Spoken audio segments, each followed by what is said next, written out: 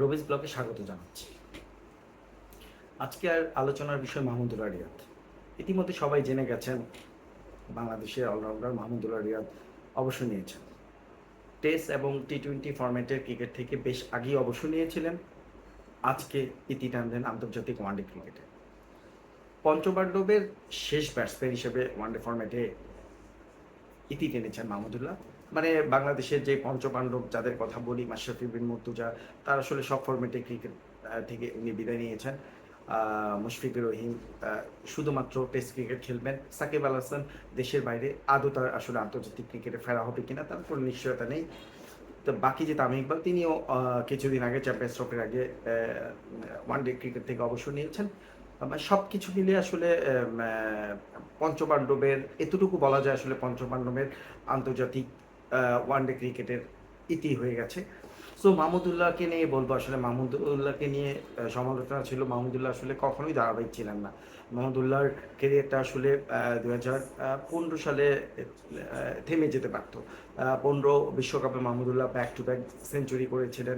ওই ওই ওই দুটো ইনিংসের পর আসলে মাহমুদুল্লাহর কেরিয়ারটা নতুন করে টার্ন নেয় এবং মাহমুদুল্লাহকে নিয়ে প্রত্যাশার পারদ বাড়ে।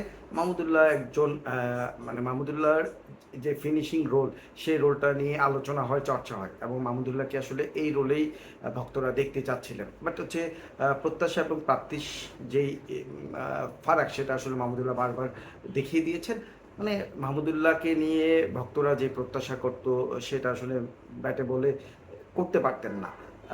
ইনফ্যাক্ট আমি যদি বলি যে মাহমুদুল্লাহ আসলে বাংলাদেশ দলকে যতটা সাফল্য দিয়েছেন, অনেক ম্যাচই কিন্তু মাহমুদুল্লাহ নিজ হাতে বাংলাদেশকে আসলে হারিয়েছেন।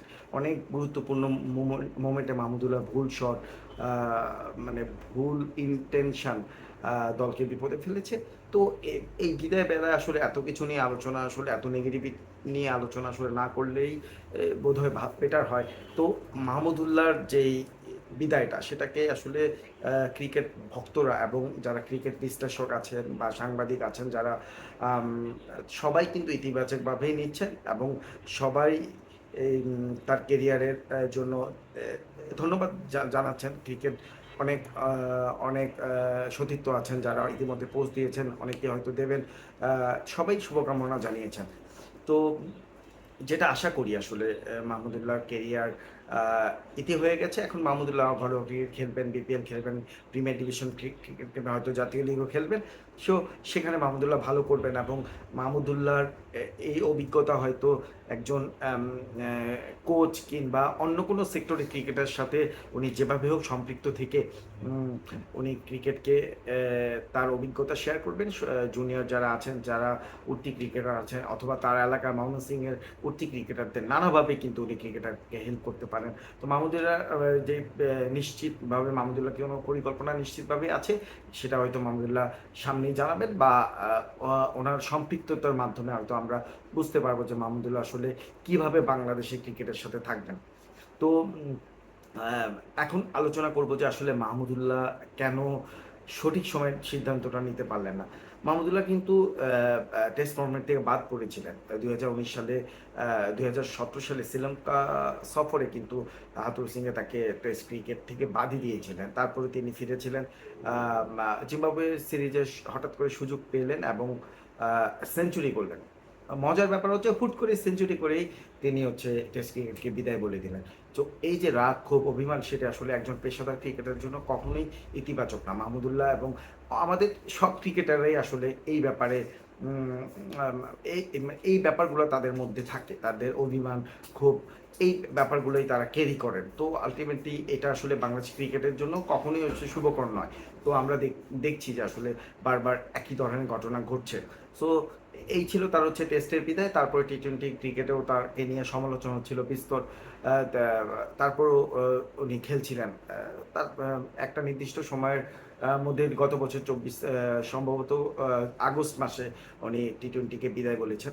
সো এরপর আবার আবার ওয়ানডে ক্রিকেট নিয়ে তাকে সমালোচনা হচ্ছিল, স্পেশালি চ্যাম্পিয়ন্স ট্রফিতে নিউজিল্যান্ড বিপক্ষে যখন ফিরলেন। প্রথম ম্যাচ খেলতে পারেনি ইনজুরির কারণে, দ্বিতীয় ম্যাচ যখন ফিরলেন কিন্তু ফেরার পর ওই ম্যাচে করলেন ৪ রান এবং তার গুরুত্বপূর্ণ সময়ে বাংলাদেশে কিন্তু একটা সম্ভাবনা তৈরি ছিল। ইন্টেল নিয়ে যদি ব্যাটিংটা করতে পারতেন তাহলে কিন্তু হয়তো ম্যাচটা বাংলাদেশ জিততে পারত। তো কিন্তু সেই জায়গায় মাহমুদুল্লাহর মতো অভিজ্ঞ ক্রিকেটার খুবই দায়িত্ব জ্ঞানহীন শট খেলেছেন এবং দলকে বিপদে ফেলেছেন যথারীতি। সো সেই আউটের পর থেকে তাকে নিয়ে আলোচনা হচ্ছিল, সাথে মুশফিককে নিয়ে সমালোচনা হচ্ছিল। মুশফিক কিন্তু তা অবসর নিয়েছেন এবং সেন্ট্রাল কন্ট্রাক্টের আগেই তিনি অবশ্যই সিদ্ধান্ত নিয়েছেন। গত ২ দিন আগে বাংলাদেশ ক্রিকেট বোর্ড ২১ সদস্যের একটি সেন্ট্রাল কন্ট্রাক্টের তালিকা প্রকাশ করেছে। সেই তালিকায় কিন্তু মাহমুদুল্লাহ ছিলেন। কিন্তু মাহমুদুল্লাহ ক্রিকেট বোর্ডকে অনুরোধ করেছিলেন যে যাতে তার নামটি বাদ দেওয়া হয়। বিসিবি অবশ্য তার নাম সহই প্রকাশ করে, কিন্তু একটি নোট দিয়ে দেয়। তো এম ওই মানে যখন মাহমুদুল্লাহ আসলে নামটা প্রত্যাহার করে নিলেন, তখনই আসলে বোঝা গেছিল এমন কোনো আ ঘোষণা হয়তো আসতে পারে। খুব বেশি লেট করেনি মাহমুদুল্লাহ। আজ আজ রাতের দিকে, রাত ৮ টার দিকে মাহমুদুল্লাহ তার সোশ্যাল হ্যান্ডেলে কিন্তু ঘোষণা দিয়েছেন। আন্তর্জাতিক ক্রিকেটকে বিদায় বলে দিয়েছেন। সেই সাথে তিনি তার ভক্ত যারা ছিলেন এবং তার পরিবারকে ধন্যবাদ জানিয়েছেন তার মানে কঠিন সময়ে পাশে থাকার জন্য এবং বাংলাদেশ ক্রিকেটকে উনি মানে বাংলাদেশ ক্রিকেটের জন্য শুভকামনা জানিয়েছেন। সো এই ছিল মাহমুদুল্লাহর আসলে বিদায়ের ব্যাপারগুলো। মাহমুদুল্লাহ আ আ বাংলাদেশ ক্রিকেটকে যথেষ্ট দিয়েছেন এবং বাংলাদেশ ক্রিকেটে একটা স্টেজ থেকে আরেকটা স্টেজে নিয়ে যাওয়ার পেছনে ডেফিনিটলি মাহমুদুল্লাহর মতো ক্রিকেটারদের অবদান আছে। আমরা প্রত্যাশা করব যে মাহমুদুল্লাহ কোনো না কোনোভাবে বাংলাদেশ ক্রিকেটের সাথে সম্পৃক্ত হবেন এবং বাংলাদেশ ক্রিকেটকে বেনিফিটেড করবেন। সেই প্রত্যাশা রেখেই বিদায় নিচ্ছি। ধন্যবাদ রবিজ ব্লগের সাথে থাকার জন্য।